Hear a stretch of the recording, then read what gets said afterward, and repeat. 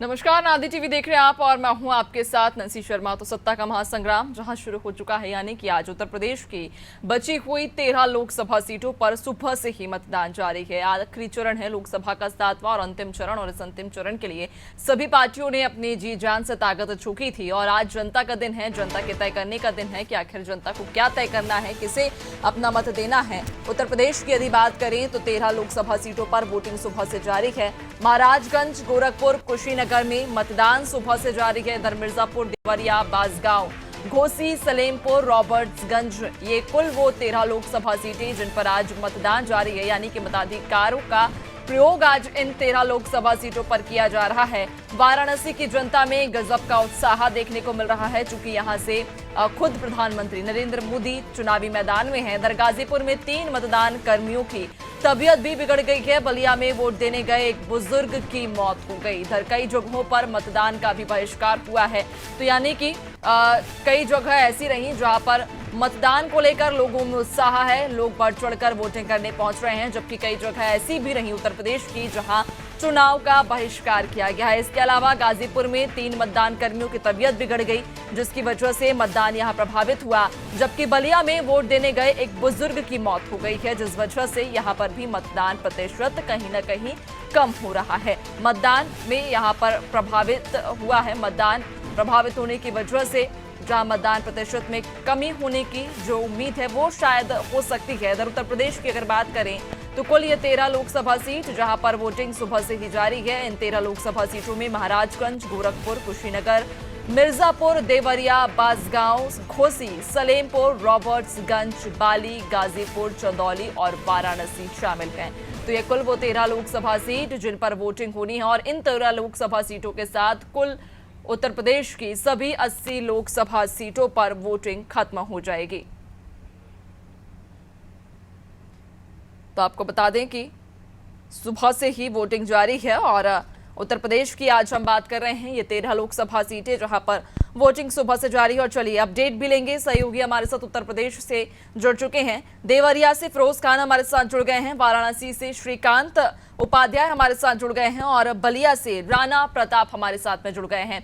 सबसे पहला रुख श्रीकांत आपका ही करना चाहूंगी, क्योंकि कहा जा रहा है कि वाराणसी में लोगों में उत्साह भरपूर है और भारी उत्साह के साथ ही लोग मतदान करने पहुंच रहे हैं। वोटिंग प्रतिशत पर भी नजर डालेगा कि आखिर कितना वोटिंग प्रतिशत अभी तक का यहाँ पर रहा है और किस प्रकार का उत्साह लोगों में है।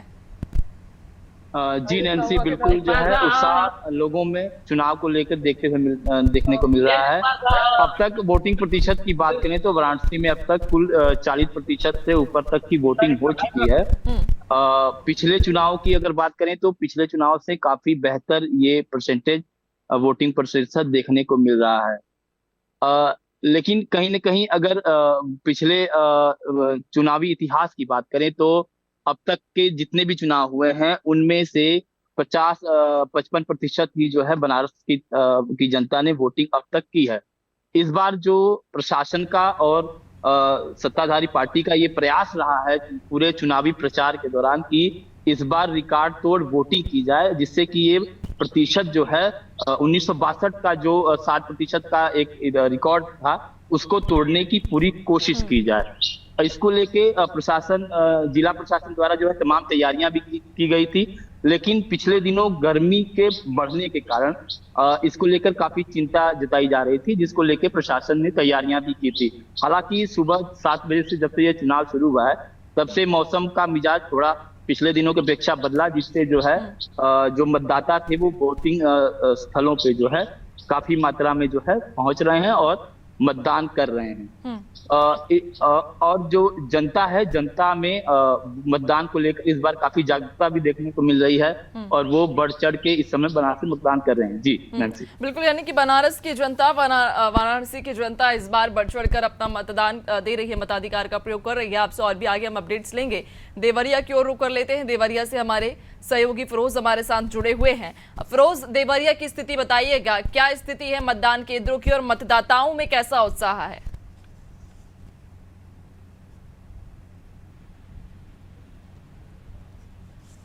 फिरोज, आपकी आवाज नहीं आ पा रही है। फिरोज, आपका शायद डिवाइस म्यूट है, उसे अनम्यूट कीजिए। चलिए फिरोज से एक बार फिर से संपर्क साधने की आवाज आ रही कोशिश। है? आवाज आ रही जी, है? जी फिरोज आ रही है। हेलो, आपको बता दें कि देवरिया में जो 3 बजे तक मतदान प्रतिशत रहा है 37.61% रहा है और शहरों की अपेक्षा देहात से जो मतदान प्रतिशत है वो काफी अच्छा रहा है। शहरों में लोग उदासीन दिखे हैं वोट के प्रति, क्योंकि इसका कारण ये रहा कि गर्मी इतनी ज्यादा रही कि गर्मी की वजह से मतदाता दोपहर को निकला नहीं है। अब शाम हो रही है, मतदाता निकले और उम्मीद लगाई जा रही है कि मतदान प्रतिशत बढ़े, लेकिन जो पिछली बार मतदान प्रतिशत था उसकी अपेक्षा इस बार कम है। हमारे साथ कुछ लोग यहाँ हमारे साथ जुड़े हुए हैं, हम इनसे भी जानने की कोशिश कर रहे हैं कि क्या इस बार किस तरह का माहौल है और किस तरह का वोट है यहाँ पे मत देने के आए हैं। किन मुद्दों पे आप मत दे रहे हैं? देखिए, मुद्दा तो इस बार पूरे देश में बेरोजगारी का है, मुद्दा विकास का है। धरातल पे अभी तक जो 10 वर्षों में जो लोग उम्मीद लगाए थे वो नहीं काम हो पाया है। आज की डेट में जितनी भी भर्तियां निकल रही है और भर्ती निकलते ही इनका पेपर आउट हो जा रहा है, इस पर सरकार पूरी तरह से विफल है और नौजवान, किसान, मजदूर सभी लोगों ने इस बार मन बनाया है कि परिवर्तन करना है और परिवर्तन की जो हवा है वो चल चुकी है। हमारे साथ और भी हैं, क्या कहना चाहेंगे? कहना क्या चाहेंगे, हम आए थे वोट देने के लिए, हमारा वोटर लिस्ट में नाम ही गायब है। पिछले बार हम वोट दिए तो, और इस बार आए हैं तो हमारा नाम ही नहीं है यहाँ पे। और यहाँ पे लोकसभा देवरिया से तीनों पार्टियां बराबर की लड़ाई में चल रही हैं। बहुजन समाज पार्टी से संदेश कुमार यादव लड़ रहे हैं और सलमई त्रिपाठी लड़ रहे हैं भाजपा से, और शशांक मणि त्रिपाठी लड़ रहे हैं भाजपा से, और कांग्रेस से लड़ रहे हैं यहाँ पे अखिलेश प्रताप सिंह लड़ रहे हैं। बराबर की लड़ाई चल रही है। अब तो निर्णय होगा 4 तारीख को, पता चलेगा कि यहाँ से कौन जीत रहा है। लेकिन वोट यहाँ पे बढ़िया वोट पड़ा है, शांति माहौल है, कोई यहाँ पे दिक्कत, कोई हल्ला गुल्ला नहीं हो रहा है।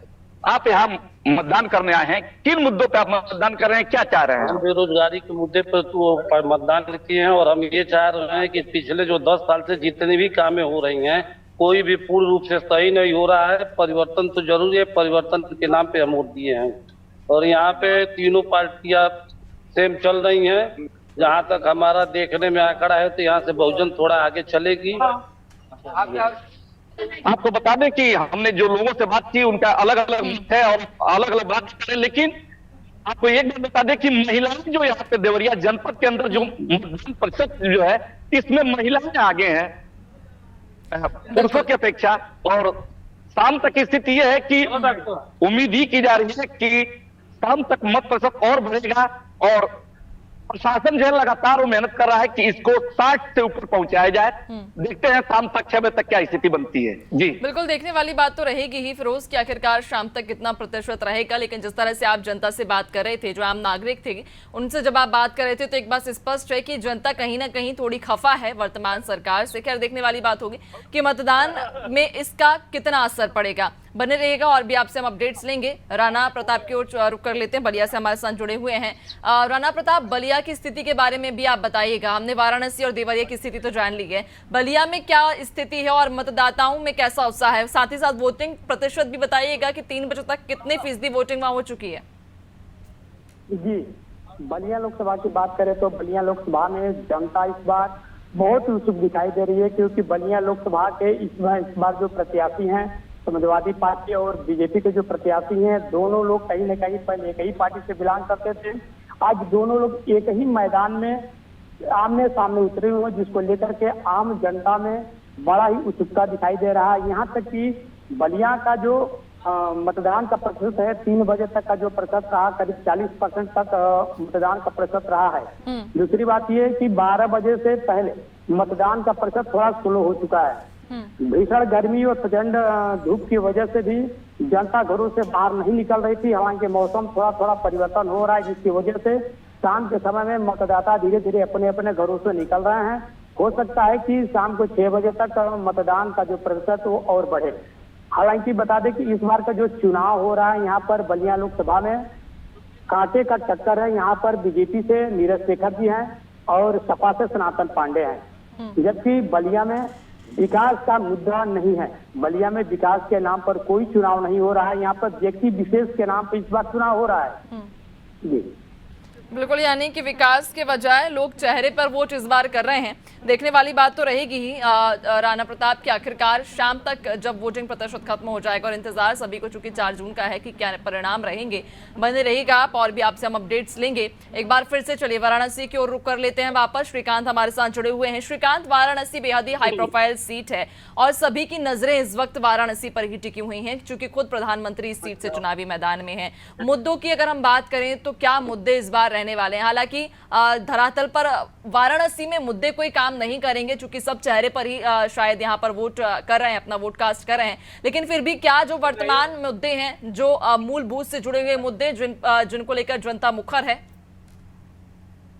जी बिल्कुल नैन्सी, अगर बात करें मुद्दों की तो चुनाव से लगभग 2 माह पूर्व से ही जो राजनीतिक पार्टियां थी, चाहे वो पक्ष हो चाहे विपक्ष हो, चुनाव प्रचार को लेकर पूरी तरह से तैयारी में लग गया था। भारतीय जनता पार्टी की बात करें तो यहाँ मुख्यमंत्री से लेकर कैबिनेट मंत्री, खुद प्रधानमंत्री ने भी यहाँ पे जनसभाएं की, रोड शो किया, एक बड़ा रूप, मेगा रोड शो का रूप भी दिया गया। लेकिन अब जो आज 7वें चरण का अंतिम मतदान हो रहा है, इस दौरान मतदाताओं से जो बात हुई तो मतदाताओं में देखने को मिल रहा है कि ये जो विकास का मुद्दा है वो कहीं न कहीं पूरी तरह से प्रभावी या नहीं दिख रहा है। उनमें बेरोजगारी का मुद्दा मुख्य है, रोजगार का मुद्दा मुख्य है, उस पे ये विकास का मुद्दा बहुत प्रभावी नहीं दिख रहा है। जी नैन्सी। बिल्कुल, यानी कि विकास से जुड़े हुए जो तमाम मूलभूत मुद्दे हैं उनको लेकर जनता इतनी सजग नहीं है, क्योंकि यहाँ पर चेहरे पर ही जाहिर सी बात है कि वोट किया जा रहा है। बने रहिएगा और भी आगे आपसे अपडेट्स लेंगे। फिरोज, एक बार फिर से आपका रुख करना चाहूंगी। अगर यहाँ देवरिया की बात करें तो कितना कड़ा मुकाबला पार्टियों के बीच में देखा जा रहा है? क्या लगता है आपको, किस प्रकार के समीकरण है और कितना कड़ा मुकाबला है यहाँ देवरिया में? तो देखिए जो स्थिति है,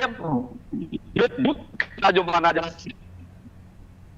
है गठबंधन एनडीए के जा रहा है, और इंडिया गठबंधन से यहाँ कांग्रेस के राष्ट्रीय प्रवक्ता अखिलेश प्रताप सिंह को अब तो इंडिया गठबंधन तो वही त्रिपाठी को उतारा। मुख्य मुकाबला जो है इन्हीं के बीच में रखा है कि कुछ जगह पे जो है बहुजन समाज के जो प्रत्याशी है संदेश यादव मिस्टर वो कोई बनाने की कोशिश कर रहा है, लेकिन उस तरह की लड़ाई दिख नहीं रही। अन्य जगहों पे ऐसा जा रहा है, जो हमने देखा है वो देखने में ये लगा कि एनडीए बनाम इंडिया गठबंधन ये चुनाव है और इन्हीं दोनों के बीच ये सिमट के देवरिया लोकसभा चुना गया है। जी ठीक है, बने रहिएगा और भी अपडेट्स लेंगे आपसे। बलिया की ओर एक बार फिर से रुक कर लेते हैं। राणा प्रताप, आपके पीछे हम देख पा रहे हैं कि जो पोलिंग बूथ है, शायद आप पोलिंग बूथ पर खड़े हैं, वहां पर उस पोलिंग बूथ को बेहद ही सुंदर तरीके से सजाया गया। क्या ये आदर्श पोलिंग बूथ है? और अगर आदर्श पोलिंग बूथ है तो कैसी व्यवस्थाएं हैं इस पोलिंग बूथ पर? तस्वीरें भी दिखाइएगा। जी, ये आदर्श पोलिंग बूथ है और ये हम तस्वीरों में आपको दिखा रहे हैं कि यहाँ पर जो व्यवस्थाएं हैं, यहाँ पर मतदाताओं के लिए पानी की व्यवस्था है, यहाँ पर डॉक्टर की व्यवस्था की गई है, जो यहाँ पर डॉक्टर है डॉक्टरों की व्यवस्था की है ताकि किसी प्रकार की कोई दिक्कत न हो। ये ORS का घोल भी डॉक्टरों के द्वारा दिया जा रहा है कर्मचारियों को, मतदाताओं को, ताकि किसी प्रकार की कोई दिक्कत न हो। डॉक्टर का साथ ही पानी की व्यवस्था किया गया है। यहाँ पर चाक चौपन व्यवस्था की गई है, धूप के लिए टेंट का व्यवस्था किया गया है। जिला प्रशासन की तरफ से हर तरफ की व्यवस्थाएं यहाँ पर की गई है। अब तस्वीरों आप देख सकते हैं कि ये आदर्श पोलिंग बूथ है हमारे बलिया लोकसभा का, जो PG कॉलेज के इंटर कॉलेज में बना हुआ है। और बात करें तो बलिया लोकसभा की इस बार जो जनता है, यहाँ पर पूर्व प्रधानमंत्री जो चंद्रशेखर जी के पुत्र नीरज शेखर हैं, जिनको लेकर के जनता एक बार फिर भरोसा जता रही है और उनके तरफ आकर्षित हो रही है। दूसरी बात यह कि 2019 के चुनाव में जो यहाँ के सपा के इंडिया गठबंधन के प्रत्याशी सनातन पांडे हैं, उनको फिर सपा ने दोबारा 2024 में भी टिकट दे करके दाव खेली है। लेकिन बीजेपी के द्वारा 2019 में जो वर्तमान सांसद थे यहाँ पर वीरेंद्र सिंह मस्त, उनका टिकट काट दिया गया और पूर्व प्रधानमंत्री चंद्रशेखर के पुत्र नीरज शेखर पर बीजेपी ने दांव खेला है। जिला प्रशासन के द्वारा यहाँ पर पूरे बलिया लोकसभा से लेकर के पूरे बलिया जनपद में मतदान का प्रतिशत बढ़ाने के लिए लगातार प्रयास किया गया। अब चुनाव का आज अंतिम दौर है, चुनाव चल रहा है, मतदान का जो प्रतिशत है वो धीरे धीरे बढ़ रहा है। हालांकि मौसम धीरे धीरे ठंड हो रहा है, मतदाता घरों से निकल रहे हैं। देखने वाली बात होगी कि कितने प्रतिशत पिछले चुनाव के आंकड़े से अब तक मतदान इस बार पड़ेंगे। जी बिल्कुल, यानी कि आज मौसम भी मेहरबान हो रहा है और ये बड़ी ही एक सुखद खबर भी वाकई हो जाती है, क्योंकि भीषण गर्मी की वजह से जहां बीते कई समय से मतदान प्रतिशत भी प्रभावित हुआ था, वैसे में ये उम्मीद जताई जा सकती है कि आज जब मौसम मेहरबान है तो शायद वोटिंग प्रतिशत भी बढ़ सकता है। श्रीकांत की ओर एक बार फिर से रुख कर लेते हैं। श्रीकांत, जहाँ बलिया से हमारे सहयोगी हमें जानकारी दे रहे थे और तस्वीरें भी दिखा रहे थे कि आदर्श पोलिंग बूथ बनाया गया है, व्यवस्थाएं हैं, कर्मचारियों के लिए व्यवस्थाएं हैं, जो पोलिंग बूथ पर बुजुर्ग पहुंच रहे हैं या जितने भी मतदाता पहुंच रहे हैं उनके लिए पर्याप्त व्यवस्था की गई है। ORS का घोल उन्हें दिया जा रहा है ताकि उन्हें कोई दिक्कत ना हो, कोई परेशानी ना हो। वाराणसी की बात करें तो क्या इस प्रकार के पोलिंग बूथों पर कोई व्यवस्था की गई है या किस प्रकार की निर्वाचन आयोग ने पोलिंग बूथों पर व्यवस्था की है, बुजुर्गों के लिए हो या फिर वहां पर मौजूद कर्मचारियों के लिए? जी नैन्सी, बिल्कुल बनारस में भी जो है जिला प्रशासन की ओर से आदर्श बूथ बनाए गए हैं लगभग हर बूथों पे, क्योंकि यहाँ 660 मतदान केंद्र हैं और 1909 बूथ हैं यहाँ पे। तो सभी बूथों पे पीने के लिए जल की व्यवस्था की है, ठंडे पानी की व्यवस्था की गई है, चिकित्सा की व्यवस्था की गई है और तमाम जो छाछ है, मट्ठा है, इस तरह की व्यवस्थाएं जो है जिला प्रशासन की तरफ से की गई है। पूरा प्रयास जिला प्रशासन की तरफ से किया गया है ताकि जो मतदाता हैं उनको किसी प्रकार की कोई भी समस्या न हो पाए। जो बुजुर्ग हैं उनके लिए जो है वाहनों की व्यवस्था भी की जा रही है। जो बूथों के जो कार्यकर्ता है उनसे सहयोग लेके जो है ऐसे बुजुर्गों की संख्या ली जा रही है और उनको घर से लाया व ले जाया भी प्रशासन द्वारा ये सुविधा दी जा रही है।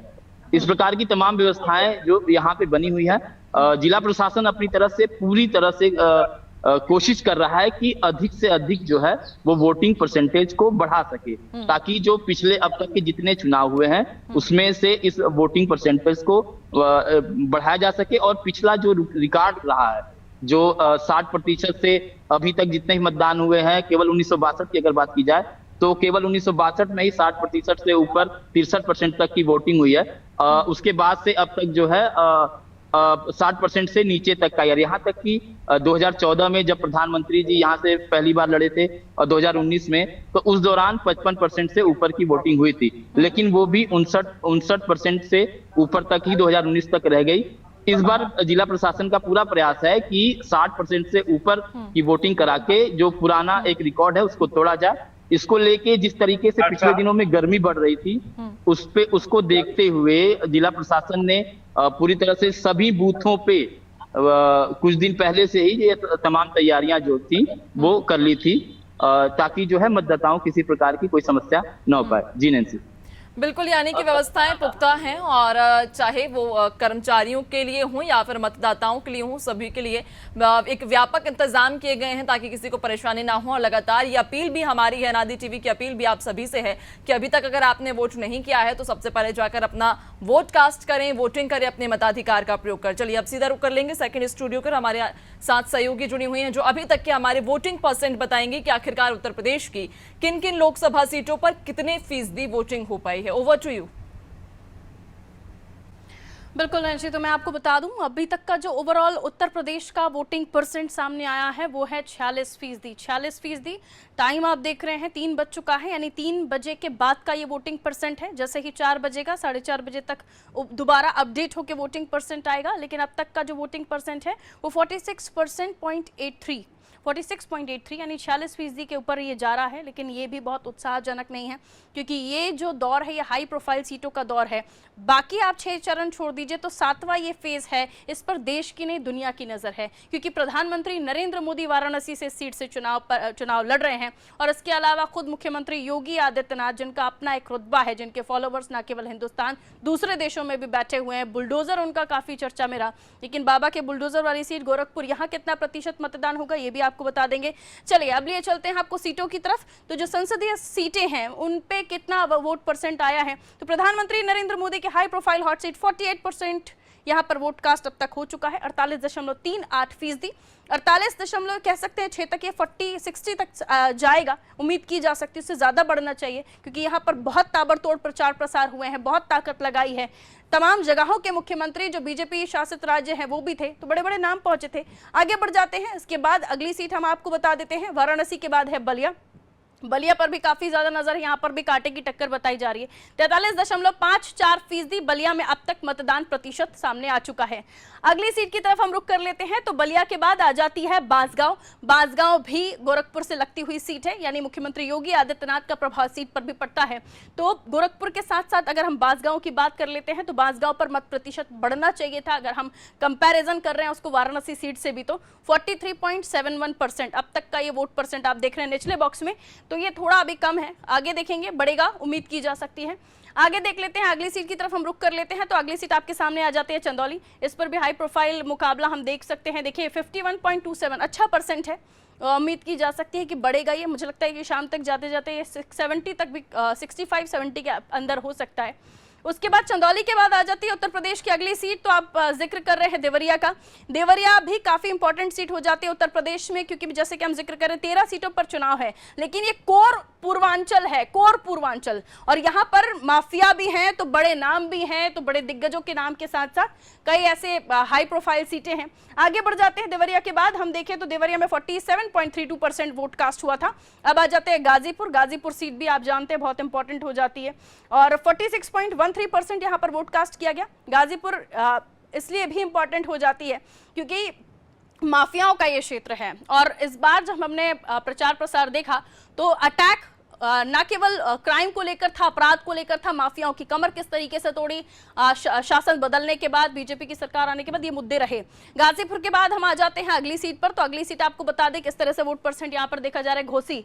घोसी उत्तर प्रदेश की वो सीट है जहां पर उपचुनाव विधानसभा का विपक्ष यानी समाजवादी पार्टी जीत गई थी। उसके बाद समाजवादी पार्टी बड़ा बूस्ट लेकर आई थी कि वो पूर्वांचल में काफी मजबूत है, लेकिन वोट परसेंट के लिहाज से आप देख रहे हैं तो 44.82, बहुत ज्यादा कोई लहर दिख नहीं रही है, लेकिन फिर भी आकलन कि रुकिए 6 बजे तक का इंतजार कीजिए, उसके बाद जो वोट परसेंट आएगा ऑथेंटिक जो प्रेस कॉन्फ्रेंस के बाद चुनाव आयोग की पता चलेगा। फिलहाल 44.82। आगे बढ़ जाते हैं, घोसी के बाद अगली लोकसभा सीट आ जाती है गोरखपुर। जैसे कि मैंने जिक्र किया, गोरखपुर उत्तर प्रदेश के मुख्यमंत्री योगी आदित्यनाथ का गढ़ है, गोरक्षपीठ के नाम से भी ये सीट जानी जाती है और उनके नाम से ही वोट पड़ते हैं। तो यहाँ 44.69, अंदाजा लगाइए कि जनता में फिलहाल तो उदासीन रवैया दिखाई दे रहा है, निराशाजनक भी इसे आप कह सकते हैं।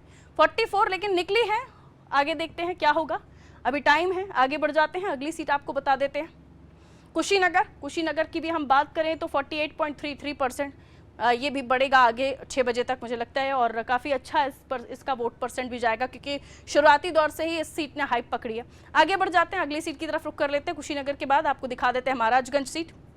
महाराजगंज सीट भी काफ़ी इंपॉर्टेंट है, यहाँ पर भी हाई प्रोफाइल मुकाबला है, और ये माना जा रहा है कि इस सीट पर काफ़ी मेहनत की है, लेकिन जनता की नाराजगी इस सीट पर बनी हुई है बीजेपी से। 51.16% अब तक का वोट कास्ट हो चुका है यहाँ पर महाराजगंज सीट पर। आगे बढ़ जाते हैं, अगली सीट की तरफ हम रुख कर लेते हैं, तो अगली सीट आपको बता देती हूँ मिर्जापुर। मिर्जापुर इसलिए इंपॉर्टेंट है क्योंकि अपना दल अनुप्रिया पटेल इस सीट से चुनावी मैदान है, और शुरुआती दौर से इस सीट पर ज्यादा मतदान प्रतिशत आ रहा है। 48.81% अभी तक मतदान हो चुका है, बढ़ेगा, उम्मीद की जा सकती है। मिर्जापुर के बाद अगली सीट आपको बता देते हैं, अगली सीट आ जाती है आपके सामने रॉबर्ट्सगंज। रॉबर्ट्सगंज भी अपना दल की सीट है, यानी बीजेपी के सहयोगी दल अपना दल ही इस सीट से चुनाव लड़ रहे हैं। 47.15% अभी तक यहाँ से चुनाव का जो प्रतिशत है वो जा चुका है, और लड़ाई यहाँ पर देखी जा सकती है कि काफ़ी फाइट है टफ, क्योंकि जो बीजेपी के कैंडिडेट हैं उनकी तरफ से ये कहा गया कि उनके पिताजी ने कुछ ऐसा बयान दिया था जिसके बाद यहाँ पर थोड़ी सी परेशानी थी, लेकिन बाद में माफ़ी मांग ली गई।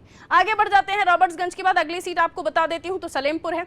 सलेमपुर सीट की अगर मैं बात करूं तो 43.48% यानी 43.48% अभी तक यहां पर मतदान हो चुका है। उत्तर प्रदेश की तमाम सीटों पर रख रहे हैं हम अपनी नजर, हमारे रिपोर्टर्स तमाम सीटों पर मौजूद हैं। पोलिंग बूथों से हर तस्वीर हम सुबह से आपको दिखा रहे हैं, और लगातार एक माह कवरेज के माध्यम से हर अपडेट आप तक पहुंचा रहे हैं। बशर्ते निवेदन सिर्फ इतना कर रहे हैं कि आप अपने संसदीय क्षेत्र में अगर मत पड़ रहे हैं तो वोट कास्ट कीजिए, अपने मताधिकार का उपयोग कीजिए। तो ये वोटिंग परसेंट थे उत्तर प्रदेश की कुल 13 लोकसभा सीटों पर। कहीं कहीं जो वोटिंग परसेंट थे वो उम्मीद के मुताबिक अच्छे थे, लेकिन कुछ ऐसी सीटें हैं जिन पर अभी भी वोटिंग परसेंट कम है। चलिए एक बार फिर से हम रुक कर लेंगे। हमारे सहयोगी हमारी टीम अनादि की टीम लगातार ग्राउंड जीरो पर बनी हुई है। देवरिया से एक बार अंतिम मैं रुख आपका लेना चाहूंगी फिरोज से। फिरोज, देवरिया की अगर बात करें तो मतदान केंद्रों को लेकर अभी तक हम बातचीत कर रहे थे। राणा ने हमें जानकारी दी, श्रीकांत ने हमें जानकारी दी। आप बताइएगा देवरिया में मतदाताओं की व्यवस्था, उनकी सुरक्षा को लेकर क्या इंतजाम है? आपको बता दें कि देवरिया जनपद के जो जिला प्रशासन है, निर्वाचन आयोग है, उसने काफी कड़ी मेहनत की है और हर बूथों पे शुद्ध पेयजल, टेंट, बैठने के लिए कुर्सी, इनकी व्यवस्था की है। हर सेंटर पर जो भी बूथ बनाएंगे वहां पे विकलांगों के लिए व्हील चेयर भी है। और ये सारी व्यवस्था जो मूल सुविधाएं जो है, जो इस गर्मी को देखते हुए चाहिए, वो सारी सुविधाएं जो है जिला प्रशासन द्वारा हर बूथ पे मुहैया कराई जा रही है, जिसका लोग लाभ भी ले रहे हैं और लोगों को किसी तरह की बूथ पे परेशानी नहीं हो रही है। जी बिल्कुल, यानी कि प्रॉपर व्यवस्था, एक पुख्ता इंतजाम जो है मतदाताओं के लिए किया गया है ताकि मतदाता भीषण गर्मी से परेशान भी ना हो और ज्यादा से ज्यादा वोट करें। चूंकि देखने को मिला है बीते 6 चरणों में वोटिंग प्रतिशत बेहद ही कम रहा है और 7वें चरण में, अंतिम चरण में वोटिंग फीसदी को बढ़ाने की तैयारी भी पूरी की गई है। बलिया की ओर रुक कर लेते हैं। राणा प्रताप हमारे साथ में लगातार बने हुए हैं। राणा, ये भी बताइएगा कि बलिया में इस बार जनता किन मुद्दों को आधार बनाकर वोट कर रही है? क्या मुद्दे वो जनता के दिमाग में है, जनता के जहन में है, जिनके आधार पर वोटिंग कर रही है जनता? जी, बता दें कि इस बार की जनता 2024 लोकसभा का चुनाव जो कर रही है, इसमें जनता का सबसे अहम मुद्दा है रोजगार और महंगाई। इन दो मुद्दों को लेकर के जनता वोट कर रही है। लेकिन जो नवयुवक पीढ़ी है, जिसमें महिलाएं हैं, पुरुष हैं, महिलाएं और पुरुषों की अगर बात करें तो इनका अगर मतदान करने के बाद मतदान केंद्र से बाहर आ रही हैं तो इनसे पूछने पर ये सवाल करने पर बता रहे हैं कि हम महंगाई और बेरोजगारी को लेकर वोट कर रहे हैं। बिल्कुल, यानी कि एक बात साफ है कि मूलभूत सुविधा से जुड़े हुए मुद्दे को लेकर ही जनता इस बार वोटिंग कर रही है। जो उनसे जमीन से जुड़े हुए जो मुद्दे होते हैं, महंगाई, बेरोजगारी, पलायन, ये तमाम जो मुद्दे जो जनता के हित में रहते हैं, उन मुद्दों को आधार बनाकर ही जनता वोट कर रही है। खैर, देखने वाली बात होगी कि शाम तक कितने फीसदी वोटिंग प्रतिशत निकलकर सामने आएगा। और 4 जून का इंतजार बेसब्री से सभी को है कि 4 जून को आखिरकार क्या निर्णय, क्या नतीजा जनता का रहेगा और क्या इस बार का नतीजा सामने आएगा। बहुत शुक्रिया आप तीनों का ही जानकारी साझा करने के लिए। तो एक बार फिर से जाते जाते अनादि टीवी की आप सभी से यही अपील है कि अगर अभी तक आप लोगों ने वोट नहीं किया है, मताधिकार का प्रयोग नहीं किया है, तो अभी भी वक्त है, अभी भी समय है। अपने घरों से बाहर निकलिए और जाकर सबसे पहले अपने मताधिकार का प्रयोग करिए।